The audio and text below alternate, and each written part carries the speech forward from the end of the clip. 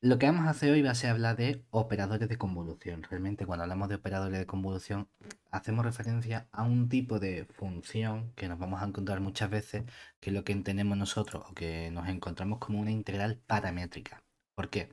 Porque en ocasiones las funciones con las que estamos trabajando admiten una representación integral. Es decir, en, en muchas ocasiones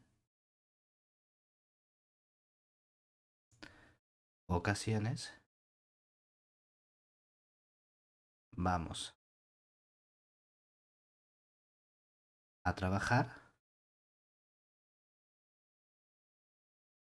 con una función, vamos a llamarla f mayúscula, que va a depender de un parámetro. Por utilizar la misma notación, vamos a poner un lambda. A mí me solía gustar más la t aquí, pero bueno, exactamente igual. Una función que depende de un parámetro lambda, donde resulta que esta función está dada mediante la integral de otra función f minúscula que depende de dos parámetros, t y lambda. Y lo que estamos haciendo es eliminar el parámetro t en la integración. ¿Dónde integremos? Hay veces que en un intervalo AB, hay veces que en un intervalo infinito, hay veces que en toda la red, depende. Entonces aquí nos interesa en esta asignatura trabajar normalmente con funciones que integramos entre menos infinito y más infinito, es decir, en toda la recta real.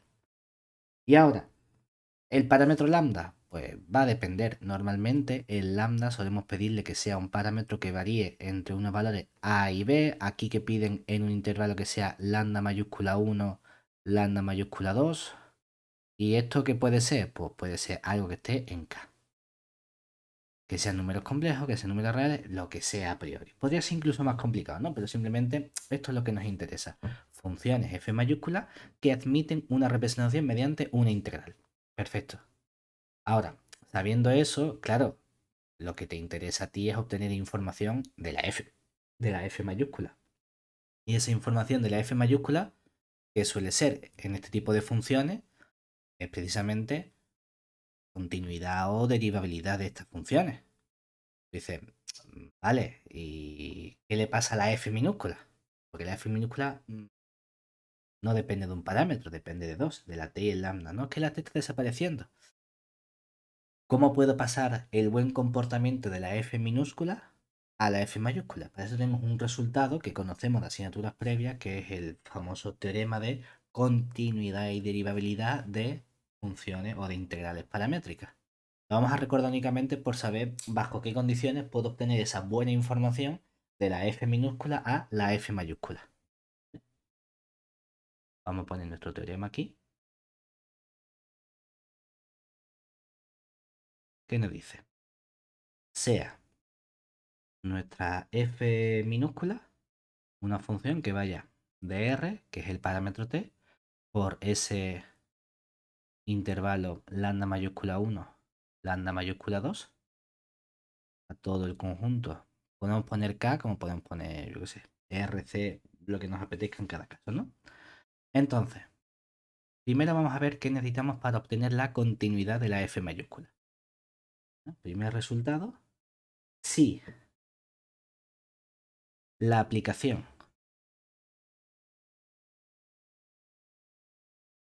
que a cada lambda le hace corresponder la f de t lambda. Ojo, esto no es exactamente la f. La f es la aplicación conjunta. Aquí lo que está diciendo, ya tienes el t fijo y lo único que tienes que hacer es el lambda le asigna el f de t lambda. Pero no es exactamente lo mismo que la f, es otra aplicación que llamarías pi, por ejemplo. ¿De acuerdo? Entonces, si esta aplicación es continua en nuestro intervalo lambda su 1, lambda su 2, y esto sería, claro, es que hay otro parámetro t. Bueno, pues para cada t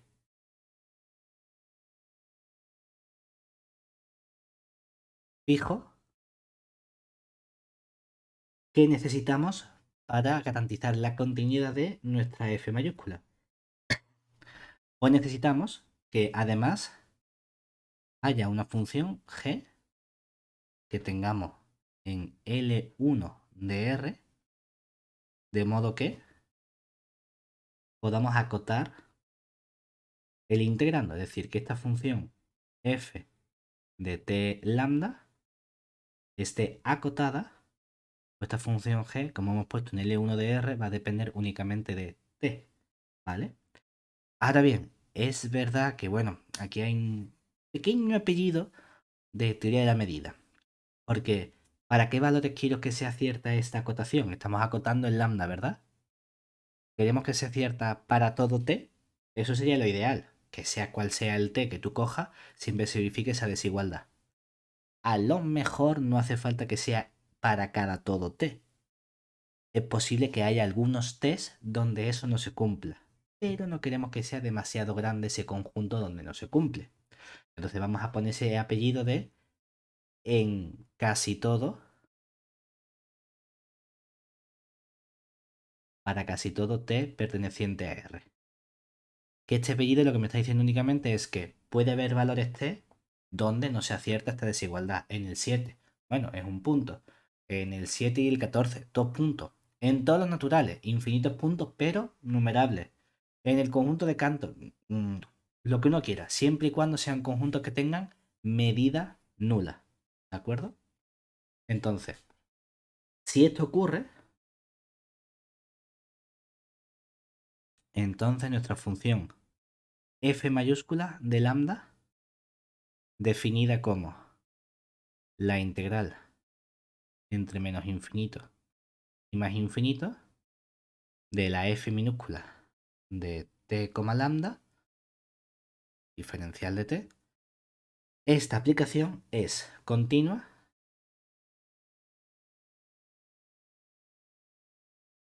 en todo el intervalo cerrado lambda 1 mayúscula, lambda 2 mayúscula.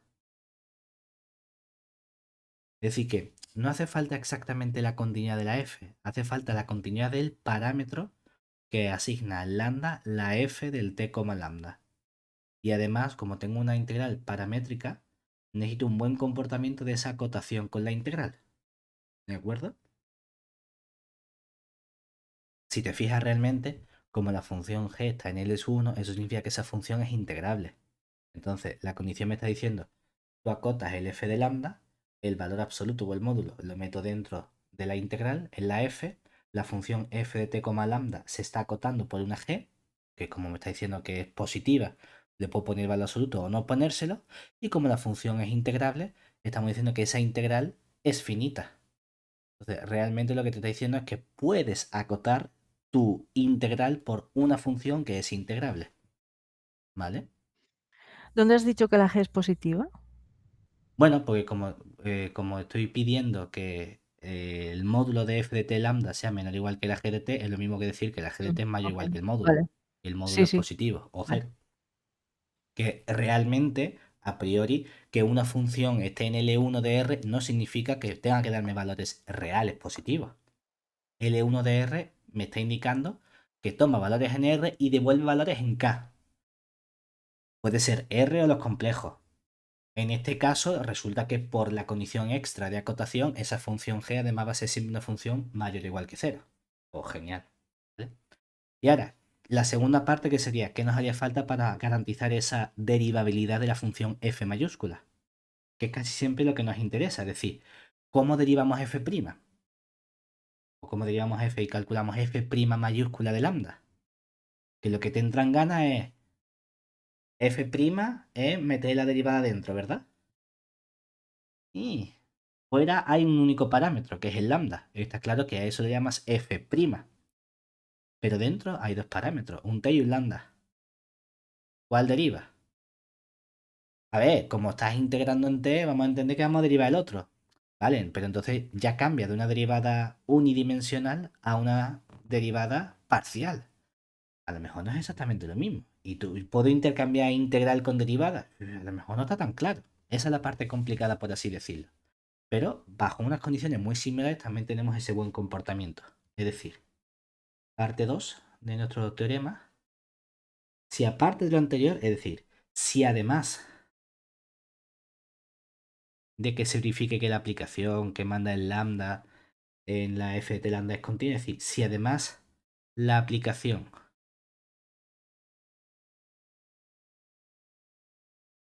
que al lambda le hace corresponder nuestro f de t lambda, tenía que ser continua. Tenía que existir esa función g que acotaba. Y ahora quiero que esta aplicación sea derivable en el intervalo abierto, porque la derivabilidad es una propiedad local, en el lambda mayúscula 1, lambda 2 mayúscula. De nuevo, para cada t de r fijo. Y vamos a pedirle un buen comportamiento a esa derivada parcial. Es decir, vamos a coger la función parcial de f respecto de lambda en t, lambda. Esta función queremos que sea continua en nuestro intervalo abierto lambda mayúscula 1, lambda mayúscula 2. De modo que ahora queremos que exista esa función h. También le vamos a pedir que sea de L1 de R, tal que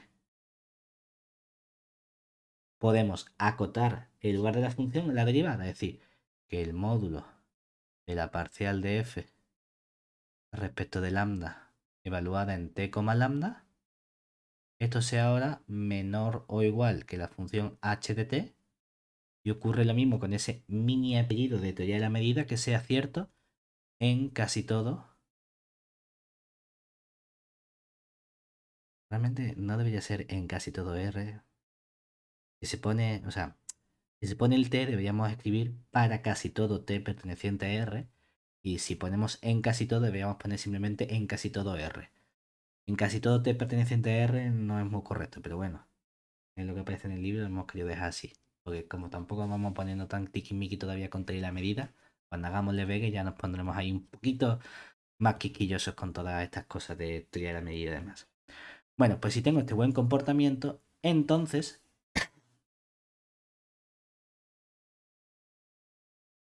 esa función, que es la misma, nuestra f de lambda, que viene definida como la integral entre menos infinito y más infinito de la f de t, lambda diferencial de t, es derivable en nuestro intervalo abierto lambda sub 1, lambda sub 2. Y además, si es derivable, podemos calcular su derivada.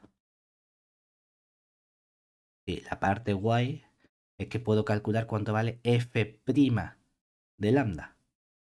Y f' de lambda es justamente lo que nos gustaría que ocurriese, que pudiese meter la derivada dentro de la integral. Es decir, nos va a quedar la misma integral entre menos infinito y más infinito de la parcial de f respecto de lambda de la función t, lambda, y todo esto lo integramos respecto de t.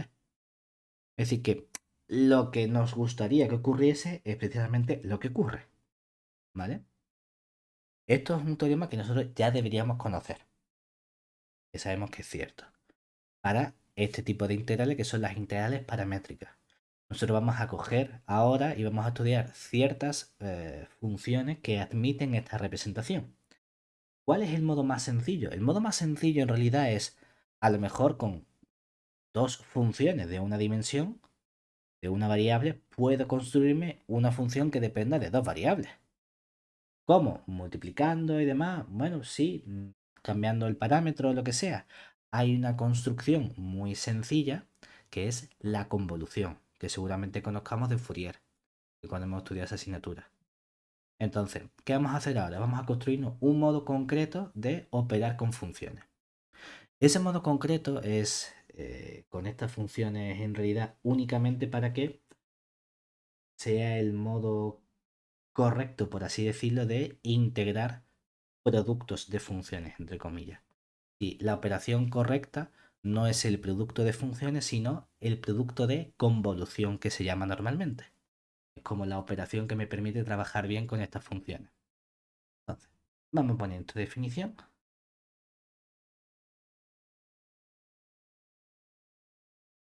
Definición Entonces, sean, vamos a coger dos funciones f y g de L1 de R. Entonces, definimos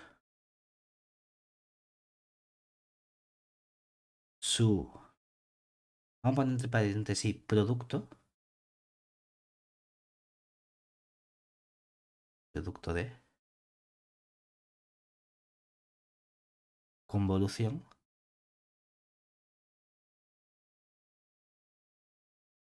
f estrellita g como, pongo lo de producto de porque muchas veces simplemente se habla de la convolución de f con g o de g con f.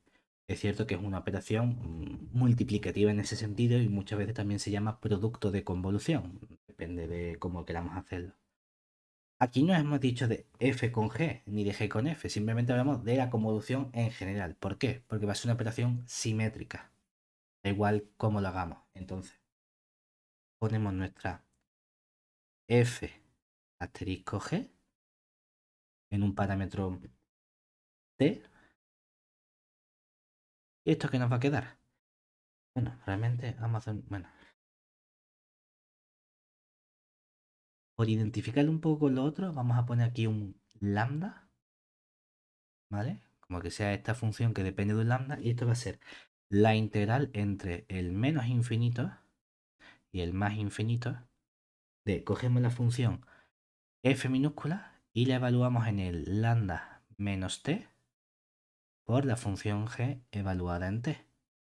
Todo eso diferencial de integramos en el otro parámetro que es el t. También por simetría, que realmente es una propiedad que teníamos que probar, ¿no? Pero que es relativamente sencilla, nos queda aquí la integral entre menos infinito y más infinito. Si hacemos un cambio de variables, podemos hacer lo mismo con la f de t y tener la g en lambda menos t diferencial de t. Que esto sería simplemente la convolución de g estrellita f en el parámetro lambda. Lo he cambiado un poco y he puesto el lambda por identificar esa f mayúscula que es la integral de una función que estamos integrando respecto de ese parámetro t. Realmente los índices nos dan exactamente igual. Una apreciación, aparte de que ya tenemos una primera propiedad de esta convolución, que es la simetría de la convolución, es que nosotros en la definición lo hemos hecho un poquito distinto del libro porque hemos exigido en la definición que f y g sean funciones de L1 de R. Es decir, que ambas funciones sean integrables. En realidad, podemos definir la convolución como tal también para funciones que no sean integrables. Es decir, nota,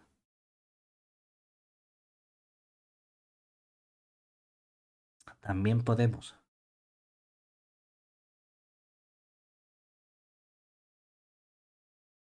definir la convolución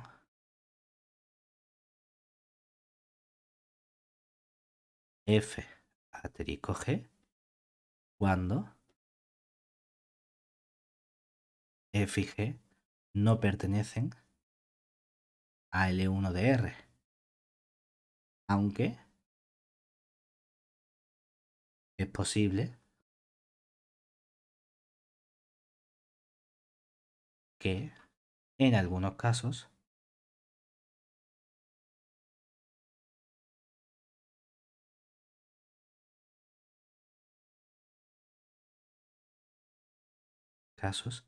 la convolución f estricta g no exista.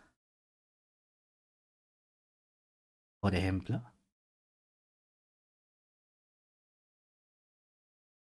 si tomamos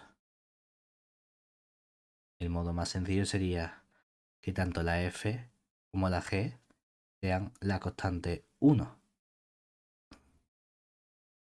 Obviamente la constante 1 no es una función integrable en R, en todo R, porque la integral es infinita. Y puedo hacer la convolución, es de nuevo la constante 1 por la constante 1, me queda la integral de 1. La integral de 1 es infinito. Claro, infinito no es un número, no puedo definir la función como más infinito. Que hay casos en los que puede fallar, pero es cierto que no tenemos por qué exigir siempre que tanto f como g sean funciones del E1 de R para construir su convolución. Otra cosa distinta que yo quiera que esa convolución, que esa integral de verdad esté bien definida y siempre exista. Eso tengo garantizado seguro si f y g están en L1 de R, que es precisamente el siguiente resultado. Es decir, lo hemos puesto únicamente porque es lo que normalmente nos interesa.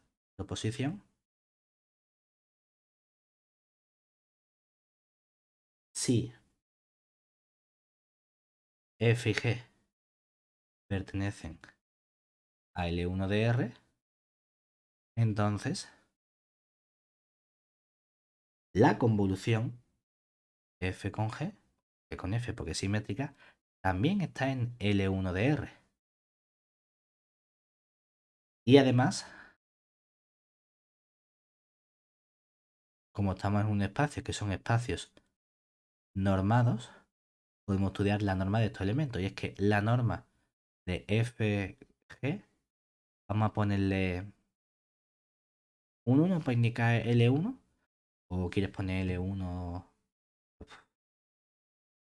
Es cierto que por comodidad se suele poner a lo mejor el 1. A mí me gusta más poner L1 y luego poner L1 de R, Vale. porque depende del espacio. Pero bueno, 1 Mm, para indicar la muy norma L1. Esta es menor o igual que la norma 1 de la F por la norma 1 de la G. ¿De acuerdo? No solo eso, sino que además, si te fijas, esto me suena un poco a lo que hacíamos con los operadores, ¿verdad? bien. Ujú. Entonces, Sí. podemos relacionarlo del siguiente modo, es decir, en particular,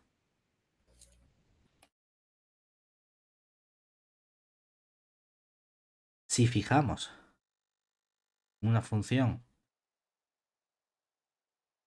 ¿cuál quieres fijar, la f o la g? La F. La f, fijada. En el libro aparece la g, pero en este caso me da un poco igual. Vaya por Dios, hombre, No, pues pero fíjala. me da exactamente igual, ¿eh? Porque me refiero, porque las dos funciones las estoy tomando del mismo espacio. Luego lo que vamos a hacer va a ser cambiar y tomar la f en un L1 y a lo mejor la g en otro distinto. Entonces, claro, o queremos que las cosas sean distintas, pero aquí tanto f como g como la convolución están las tres en el mismo espacio. Entonces me da igual cuál fije. Pero fijada mi función f de L1, entonces la aplicación,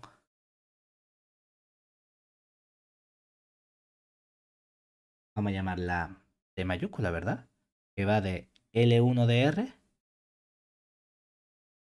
en L1 de R, de modo que cada G le hace corresponder la convolución F con G. Bueno, vamos a poner aquí la aplicación de G, ¿verdad?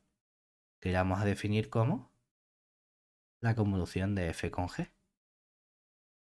¿Qué le ocurre a esta aplicación? Pues que esta aplicación es un operador lineal.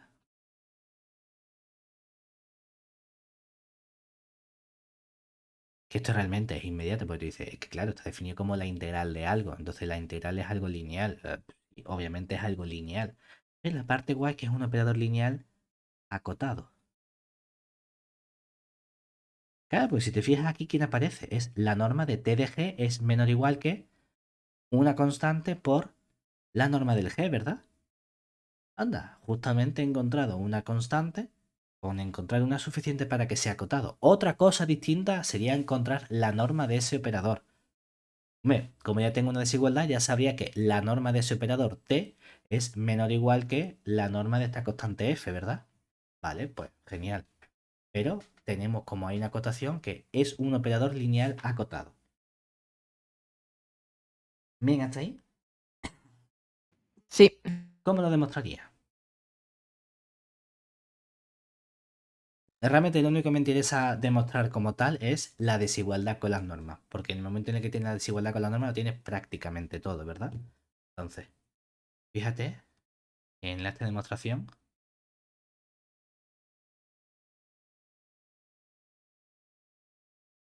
basta observar que la norma de este TDG, que sería la norma a poner T de G, norma 1, sería la norma por definición de F estrellita G en norma 1. ¿Cómo se define la norma 1? Es el módulo, De la integral. es la integral, como estamos Del en norma módulo. 1, entre menos infinito y más infinito, ¿verdad? De la norma de la función es decir, del módulo de F asterisco G, todo eso en un cierto lambda diferencial de lambda, ¿verdad? Ujú. Esa es la definición de la norma 1 de nuestra función. En nuestro caso, es que resulta que esta integral tiene, o sea, que esta función f estrellita es otra integral. Bueno, no pasa nada, vamos a ponerlo. Sería integral entre menos infinito y más infinito, módulo, y ahora metemos nuestra función que sería la integral entre menos infinito y más infinito. ¿Cómo se define nuestra convolución de f asterisco g? Hemos dicho que La f de sería, la como está lambda el módulo está fuera, ¿verdad? Sería la f de quién? Del del lambda del lambda otro, ¿no? menos De la menos t. t, el Ujú. g en De t, t. todo eso diferencial de t, y ya cerramos nuestro módulo, ¿verdad? Ujú. Y todo esto lo integramos respecto de lambda. Ahora, ¿qué ocurre? Que vamos a empezar a mezclar un poco para meter este módulo dentro. Desigualdad, primera desigualdad que conocemos de integral y módulo, si metemos el módulo dentro es menor o igual, ¿verdad? Entonces se nos quedaría menor o igual que la integral entre menos infinito y más infinito de. Ahora aparecería la integral entre menos infinito y más infinito de el módulo de la función que sería el f de lambda menos t. Realmente puedes separarlo ya aquí en módulo por módulo de la g de t. Todo esto lo estamos integrando respecto de t, ¿verdad?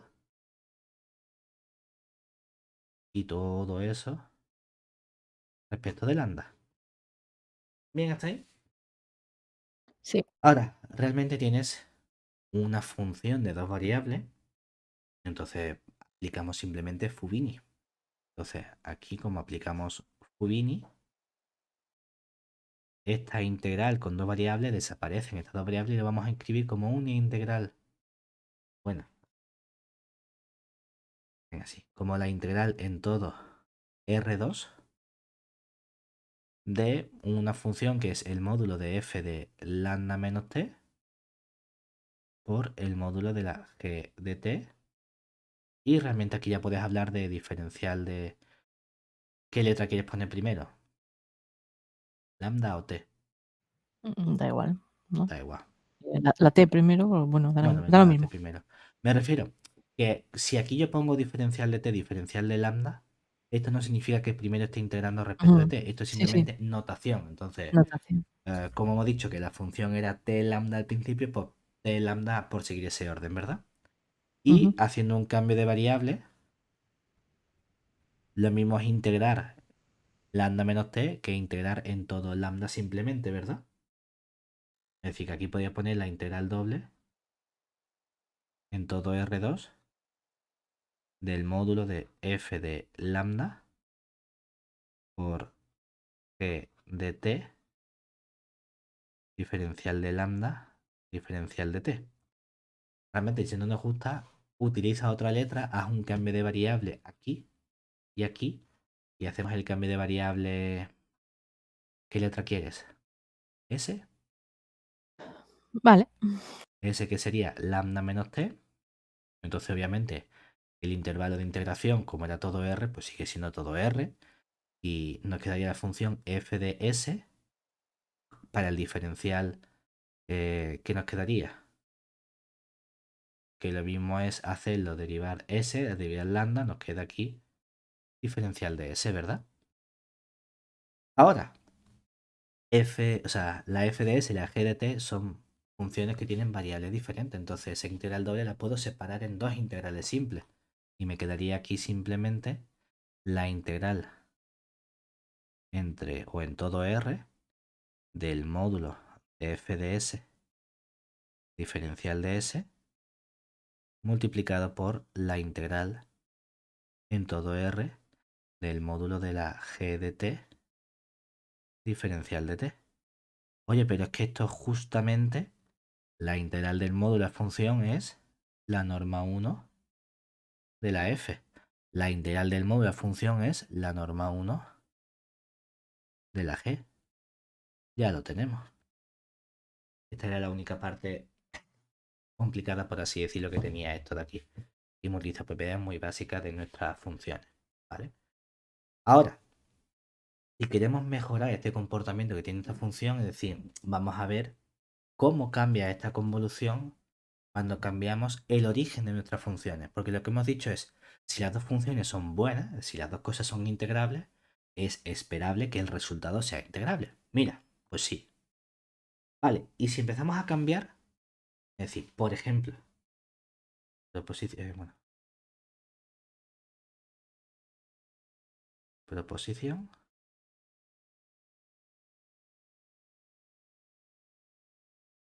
sea, vamos a coger que la f sí sea integrable en todo R. Y la g, a lo mejor no le pido exactamente que sea integrable, pero ¿qué otra cosa me gusta hacer a mí con las funciones? En vez de integrarlas, me gusta derivarlas. Derivarlas. Entonces a lo mejor puedo pedir que sea derivable de un cierto orden. Y ya que derivamos, me gusta, bueno, pues ya que derivamos, vamos a pedirle un poquito más continuidad para que todo me quede bonito. Y no sea simplemente derivable, sino que derivable y con derivada continua. ¿Cuántas veces? No sé. Una, dos, tres, K, H, J. En el libro han puesto P, por poner una letra. Es decir, pues mira, vamos a coger G que sea una función de clase P en R. ¿Esto qué significa? Que puedo calcular la derivada pésima de G y todas las derivadas, incluida la última derivada, son funciones continuas en todo R. Y vamos a pedirle un poquito más. Vamos a pedirle a esta función G de clase P, de modo que, claro, yo puedo coger la G y calcular la correspondiente derivada késima, ¿verdad? Pues quiero que esta derivada késima no solo sea continua, sino que además esté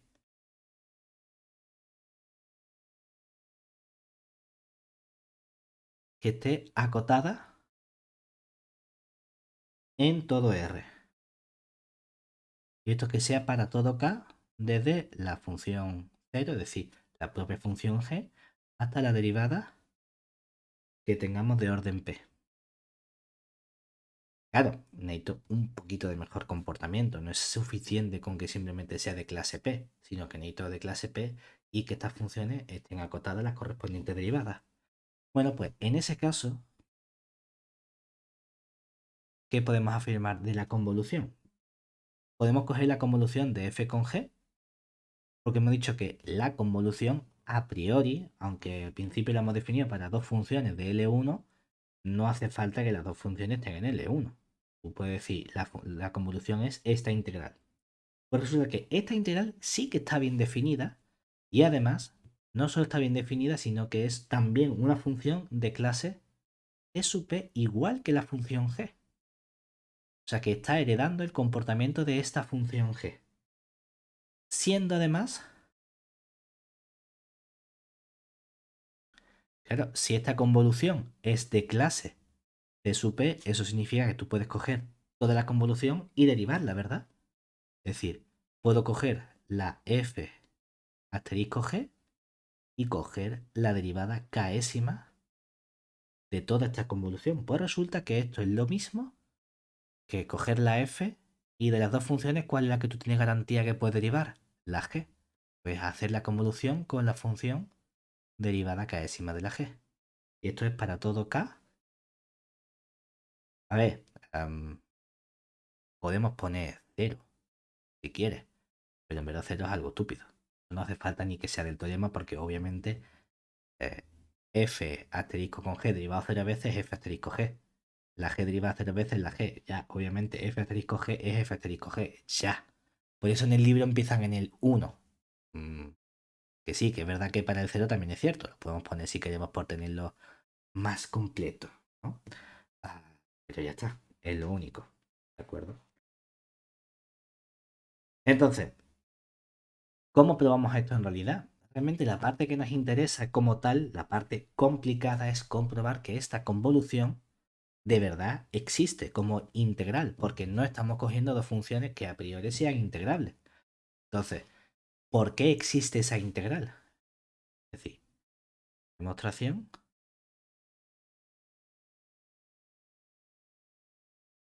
Basta observar que nuestra convolución f asterisco g existe, ya que exista, ¿qué significa? Significa que su norma, que sea una función de L1, es decir, su norma sea finita. Y que la norma sea finita realmente es que la integral entre menos infinito y más infinito de esta convolución, como tiene que ser, una cantidad finita, ¿verdad? Entonces vamos a estudiar qué ocurre justamente con, bueno, directamente con esta convolución que es f asterisco g. Vamos a cambiarlo y vamos a poner igual, el lambda, ¿vale? Quiero que esto exista, que se pueda, que sea una cantidad finita, sea cual sea el lambda, ¿verdad? ¿Qué hacemos? Es un número que puede ser un número complejo, pues vamos a acotar todo este bicho, ¿no? ¿Y qué pasa con todo este bicho? Que esto sería la integral entre menos infinito y más infinito de nuestra f de lambda menos t con el g de t diferencial de t. ¿Qué hemos dicho que podemos hacer? Metemos el módulo dentro, como con una desigualdad. Entonces nos quedaría menor o igual que la integral entre menos infinito y más infinito de este módulo de f de lambda menos t, módulo del g de t, todo eso diferencial de t. Ahora, la función g de t es la derivada ceroésima de la g, ¿verdad? Pero es que la derivada ceroésima es una función acotada, lo cual significa que esta función de aquí es menor o igual que una cierta cantidad m mayúscula, porque por definición está acotada. ¿Y entonces qué ocurre? Que aquí nos queda esta integral en lambda menos t respecto de t, me da igual que integres en lambda menos t, que integres en... O sea, que la función esté evaluada en lambda menos t o que hagas un cambio de variable y llames a lambda menos t, lo llamas s, integras en todo eso, coges el módulo, le cambias el signo y ¿qué te queda entonces? Simplemente la misma función, ¿verdad? Hay dos opciones. O hacemos ese cambio o tú dices, ah, espérate, antes de hacer esta acotación, ¿qué podemos hacer también? Podemos decir, es que la convolución es simétrica. Entonces lo mismo hacer esta integral con el lambda menos t que hacer el módulo de la integral entre menos infinito y más infinito, si no quieres tener problemas con ese lambda menos t, de f de ¿quién? Del t con el g del lambda menos t. Lo mismo es que lo mismo, ¿verdad? Y así ahora ese lambda menos t feo, como esto es la función g, meto dentro los módulos y me queda la integral entre menos infinito y más infinito del módulo de f de t por el módulo del g de lambda menos t, diferencial de t.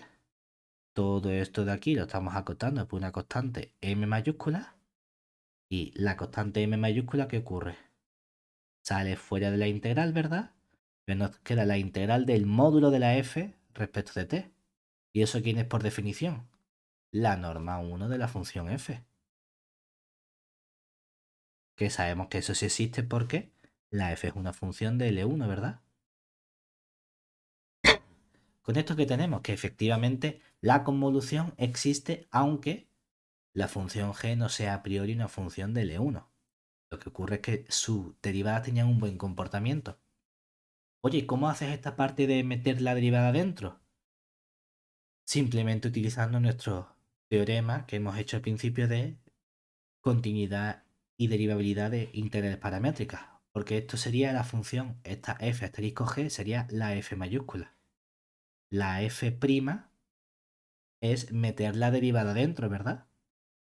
Lo que hago es que meto la derivada dentro y de las dos funciones que quiero derivar, ¿cuál voy a derivar? ¿La f o la g?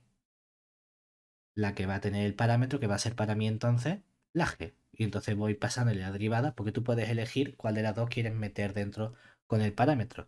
¿Quieres que sea el lambda el parámetro de la f o quieres pasarle el parámetro a la g? Como hemos hecho aquí. Nota exactamente igual. ¿Qué me interesa? Me interesa darle el parámetro lambda a la g para poder derivar respecto de lambda la g únicamente. Y entonces, claro, voy a meter la derivada dentro y eso es justamente la convolución. Lo que pasa es que lo estamos haciendo por inducción simplemente. ¿Vale? ¿Quieres que lo hagamos con una derivada? ¿O No, es yo creo que, demasiado bueno, sencillo? no si lo quieres hacer, hazlo, no pasa nada. Vamos, me refiero. Pone trivialmente. Más por tenerlo completo, pero vamos, es evidente, sí. Vamos a hacerlo con uno porque realmente si yo cojo, por ejemplo, la f asterisco g y ponemos la prima en lambda, ¿verdad? Hemos dicho que esto es la integral entre menos infinito y más infinito de derivar respecto de lambda toda la función que haya dentro, ¿verdad? Que la función que hay dentro. Es que es verdad que la convolución la hemos puesto como f de lambda menos t que de t. Diferencial de t. Y esto no nos gusta, ¿verdad? Vale, no nos gusta. Vamos a hacer una cosa. Vamos a cambiar. ¿Por qué? Porque la convolución me permite cambiarlo. Entonces esto es lo mismo por la simetría que poner la integral entre menos infinito y más infinito de la parcial respecto de lambda, pero ponemos la f de t multiplicado por la g de lambda menos t. Y todo eso diferencial de t. Ahora bien, ¿por qué? Porque esta f de t no depende de lambda, entonces lo puedo sacar fuera. ¿Y qué nos quedaría? La integral entre menos infinito y más infinito de la f de t por la derivada de la g respecto de lambda, pero evaluada en lambda menos t diferencial de t. Y esto es justamente, por definición, la convolución de f, de la f, convolución con la g prima evaluada en lambda. ¿Vale? Esto es simplemente lo que estamos haciendo. Así de simple.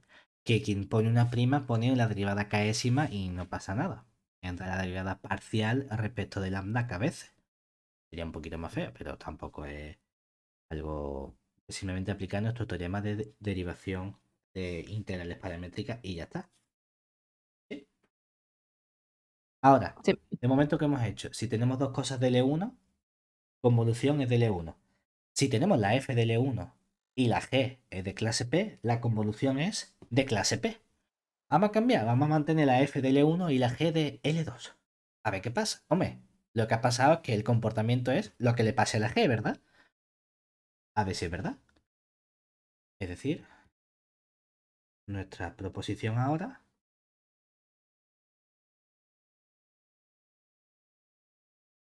sería, oye, pues si, o bueno, sea f una función de L1 de R y nuestra función g de L2 de R. Entonces, ¿qué vamos a poder decir sobre la convolución de f con g?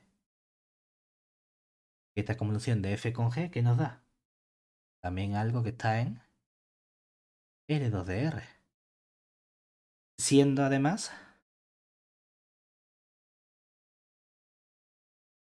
como tenemos estas normas en estos espacios, ¿qué vamos a hacer? Pues que la norma de f asterisco g en norma 2 va a ser menor o igual. Claro, ahora la f y la g viven en sitios distintos, ¿verdad? Entonces vamos a tener aquí la norma de f 1 por la norma de G 2. De hecho, esto se parece mucho a lo que hicimos al principio. Si tú fijas la F, la G estaba en L2 y la convolución está en L2. Entonces tienes algo que va de L2 a L2.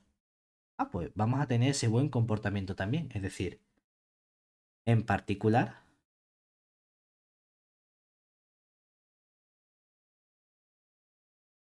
la aplicación,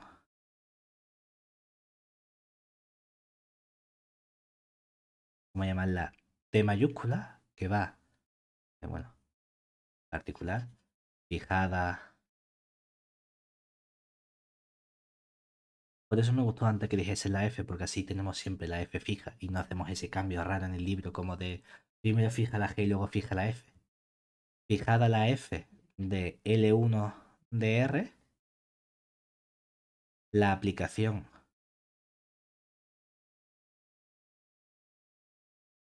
me da igual T mayúscula, que va de L2 de R a L2 de R, de modo que a cada G le hace corresponder la imagen T de G, que ahora vamos a definir igual que antes como la convolución, como F asterisco G. Pues esta aplicación es un operador lineal acotado, que es prácticamente el mismo comportamiento que teníamos antes, solo que ahora, en lugar de ir de L1 a L1, va de L2 a L2.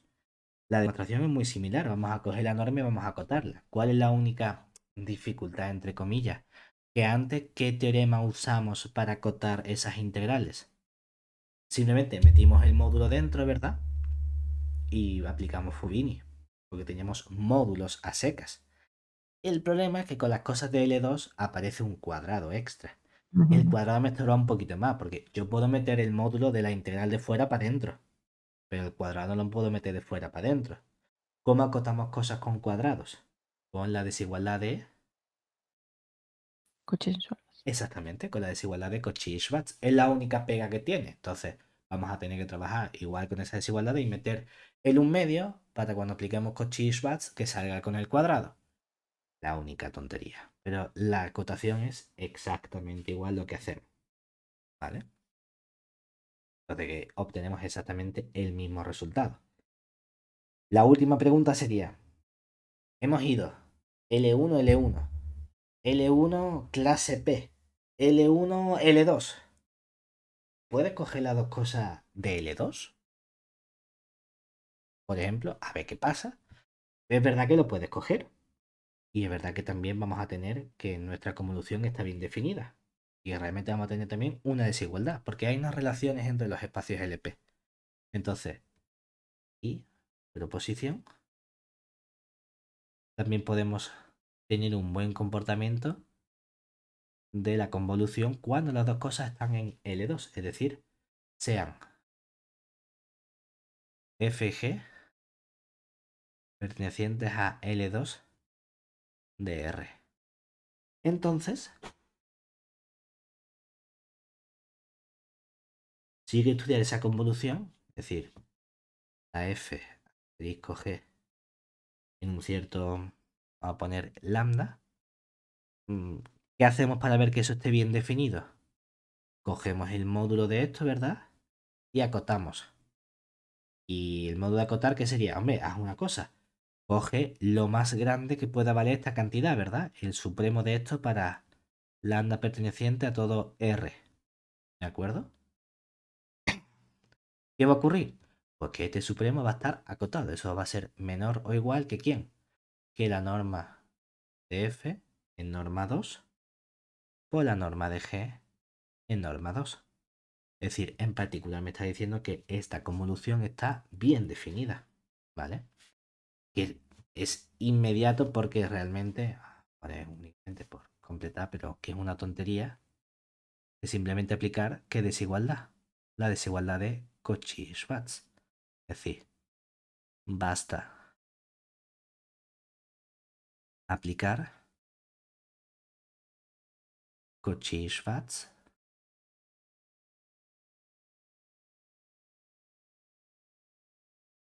Porque cogemos nuestro módulo, es decir, nuestro módulo del f asterisco g lambda, que es por definición este módulo de la integral entre menos infinito y más infinito de este f de lambda menos t, g de t, diferencial de t.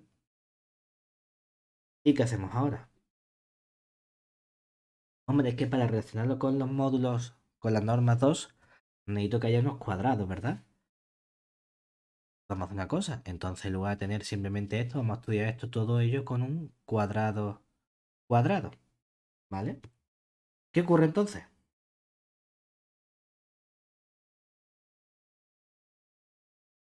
¿Cómo aplicamos Cauchy-Schwarz?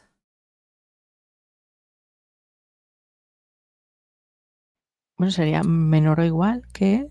Menor o igual. Es decir, realmente vas a aplicar Cauchy-Schwarz a la integral de dentro, por así decirlo. Correcto, sí.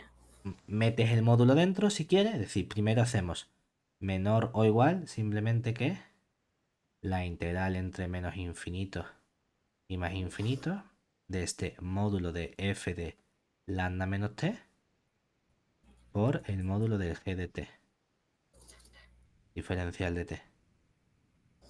Y todo eso al cuadrado. Ahora Vale. aquí es donde vamos a aplicar Cauchy-Schwarz a la integral de dentro.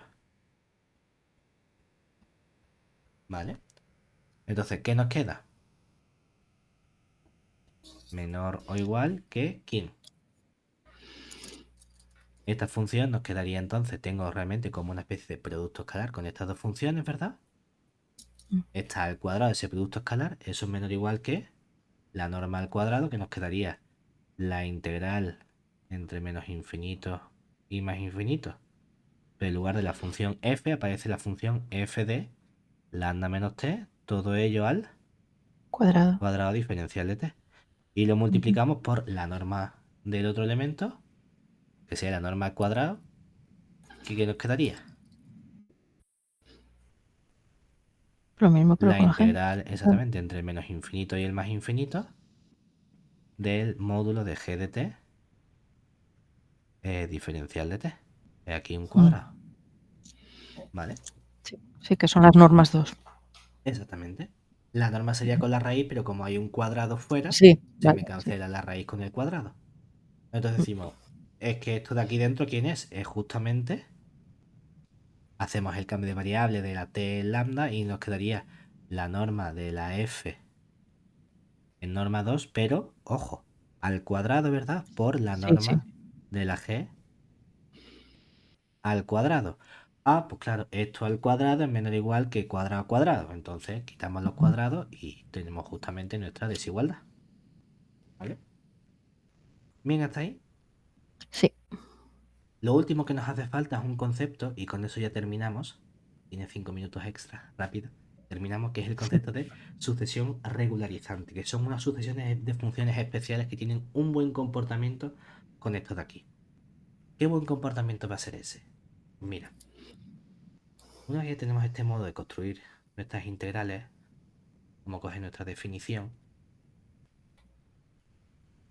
es la siguiente. Sea una sucesión, vamos a llamarlo ρ sub n, porque regularizante empieza por r y así tenemos un ρ, una sucesión de funciones que van a estar contenidas en t infinito de r,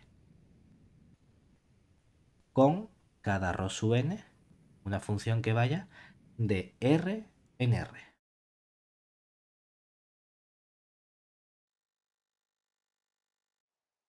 Sucesión de funciones como cualquier otra, ¿vale? Entonces vamos a decir que esta sucesión es regularizante si tiene un comportamiento especial. Es decir, diremos que es una sucesión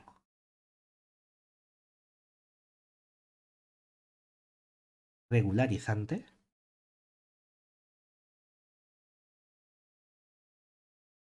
si verifica tres cosas. Lo primero, hombre, aunque ρ sub n va de R en R, lo que vamos a pedir es que no vaya de R en R. Vamos a pedir que vaya de R a 0 más infinito. Es decir, que el ρ sub n sea una función mayor o igual que 0 para todo n natural. Segunda cosa que vamos a pedir, una especie de comportamiento como el núcleo que hemos visto, y es que, o las funciones de densidad, que la integral sea 1. Lo que pasa es que como está definido en todo R, pues vamos a pedir que la integral de menos infinito y más infinito, o en R, me da igual como lo quieras escribir, de esta ρ sub n de t, diferencial de t, sea igual a 1 también para toda n. Por momento se parece mucho a lo que hacemos con las funciones de densidad en estadística y demás. La parte un poquito más compleja es el comportamiento que vamos a pedirles ahora. Y es que queremos que para cualquier n, es decir, todas las funciones, tiene que existir un cierto epsilon sub n mayor que 0, tal que esta función ρ sub n sea nula fuera del intervalo menos epsilon n, epsilon n. Y además,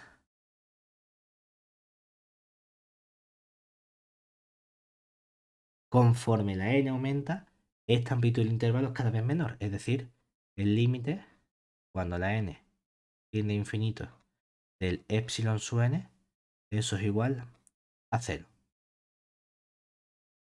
¿Conocemos el concepto de soporte de una función?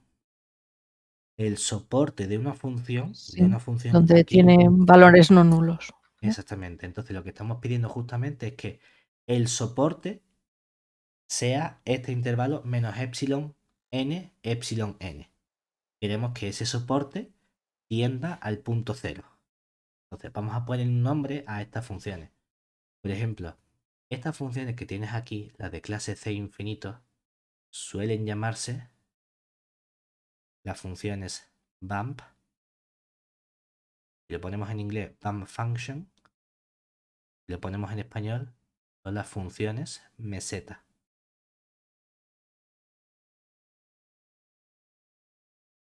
Ahora, las funciones estas especiales que tienen el soporte, vamos a ponerle un nombre también. Es decir, nota, solemos denotar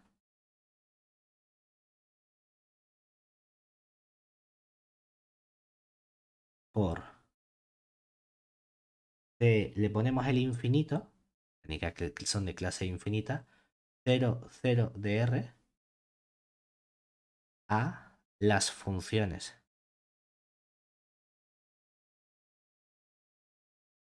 de C infinito de R que tienen un soporte compacto. Porque si te fijas, este intervalo es un intervalo cerrado y además acotado. Entonces, como estamos en R, es un conjunto compacto. En general, las sucesiones regularizantes son funciones de soporte compacto donde el soporte tiende a 0 y la integral es 1. ¿Vale? Que me refiero que esto es algo más general. Observemos que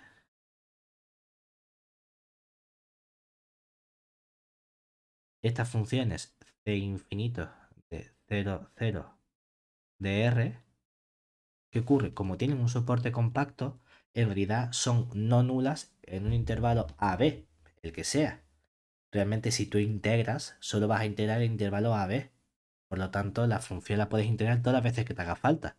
En particular, puedes integrar tanto en L1 como en L2 o en ambas cosas, ¿verdad?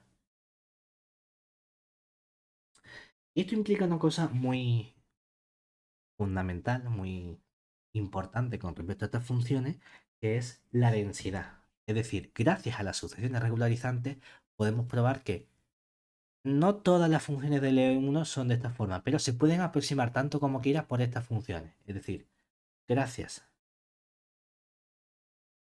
a las sucesiones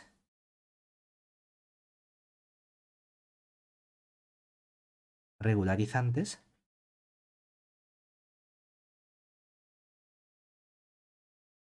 podemos